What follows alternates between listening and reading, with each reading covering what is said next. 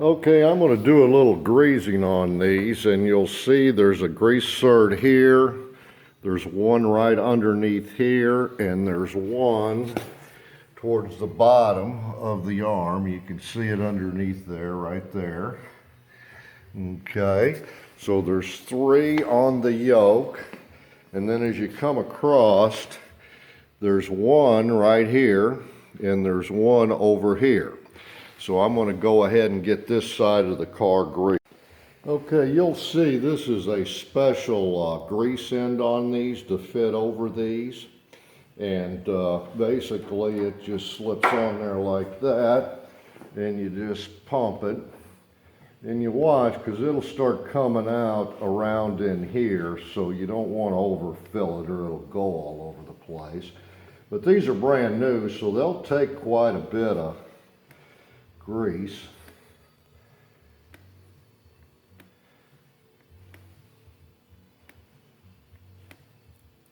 There she starts coming out. You can see it coming out right in there.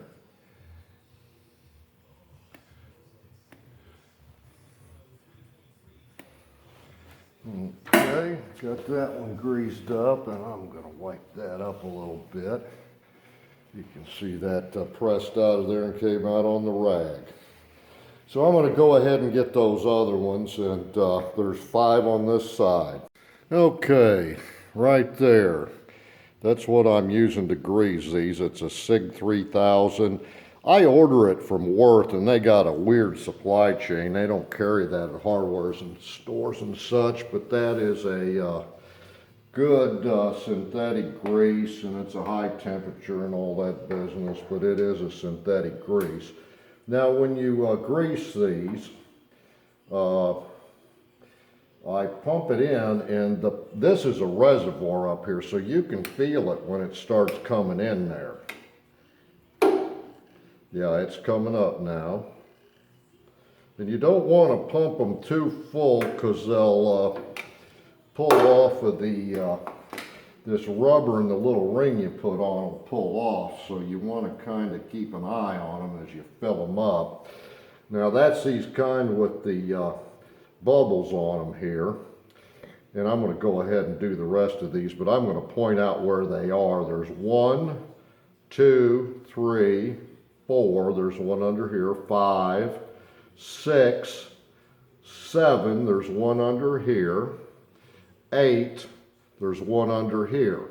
Basically every moving component on here will have one of these grease certs on it, and I'll get to the 2 underneath here after a while. And but if you do not grease these major, they're on a screw, and they actually go in and out, and they've got a big surface area. They're better than just a bearing, because you get all the bearing surface of the threads, but those threads have to be lubricated. If they are not, you have all kinds of problems on these clouds. This wears, and you get all kinds of looseness in your front end. So after you put new ones on here like we did, you want to grease those. That's true of all the outside parts, but any of the suspension parts that move have to be greased and kept greased real well. I'll go back after I drive this 1,000 miles and what I call topping it off. But right now I'm just getting them where they're the reservoirs here. And these in the middle, they're just a donut, but they will get grease in them, but they won't pop off like these on the with the little ring on the bottom. So you have to be a little bit more careful with them. Okay, now I've got this on the one on the bottom up here in front.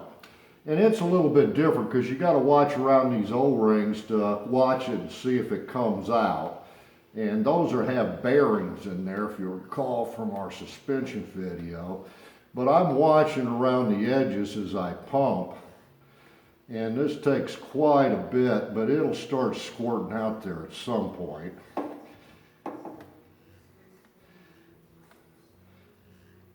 At some point, I hope it squirts out.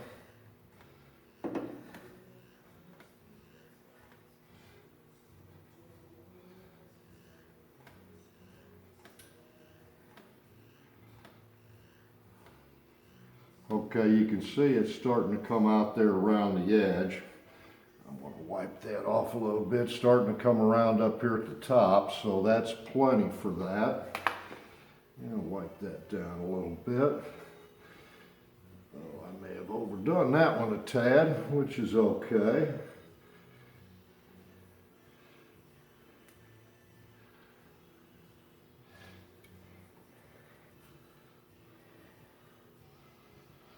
Have to get me a new rag. That one's all covered with grease. Yeah, this stuff is sticky and it clings. Now this is going to be the same way. I'm going to pump it in this one and watch for it to come around the edge. And this is the same way. I'll watch it and come around the edge. So, you know, these were kind of, each one's just a little bit different, but that's the way it works. Okay, this yoke is like the other side. It's got one here on the end. You can see this here. Then it's got one down here, which I don't know if you can see it, but it's in the center there. It's just like the other side. And then there's one, let me try to get a picture there of that.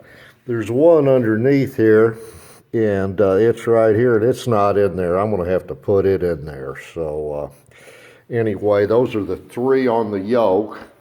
And then of course, right there on the arm.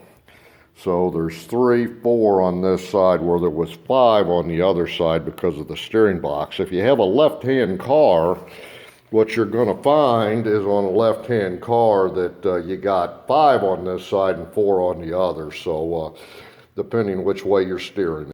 Okay, those 2 that were missing here, you can see the grease cert actually out of the car. Hope you can see that okay. This is kind of an oddball size, well, not oddball for the British, but a 15 millimeter is really tight on it, but you can use it. But you really need a 3/8 BS, the British Standard, or a Wentworth 5/16 socket. And that's what that actually is. It's an oddball size. Your standard US wrenches won't fit it right. Okay, now I'm under the car looking at the control arm here. And on the inside of the control arm, you'll notice there's one over here. And I'm not doing real good with this camera. And there's one over here. And that's true of both sides. So there's 4 underneath there that you have to hit. Okay, we got the 21, what I call the hockey puck grease certs, all done. And while I'm here, you know, I don't have the body or anything on, but these are hell to get to when the body's on and the engine's in.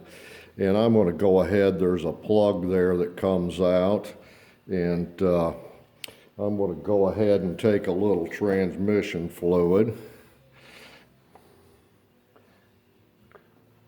and fill that up. I had it full, so anyway, it makes kind of a mess there, but you fill those up to the top, and that transmission fluid too, if it leaks, it seems a little bit of it goes a long ways, but there we go with that. And there's a plug that goes back in, and actually I'm going to get a little of that because it's going to squirt out as I put the plug in it, and cause a little pressure on the inside to maybe force that out. So I'm going to take a little of that out with that rag, let it absorb into that rag, and that'll take paint off, so I always clean it up pretty good after I do that. It's a lot easier. I'm showing you all this, so all these certs, this can all be done from the bottom of the car, and these you have to take the panels off the side wings to make it work. But this gets an aluminum washer to seal it, like most of your plugs do on this car. And this is a 5/8 wrench.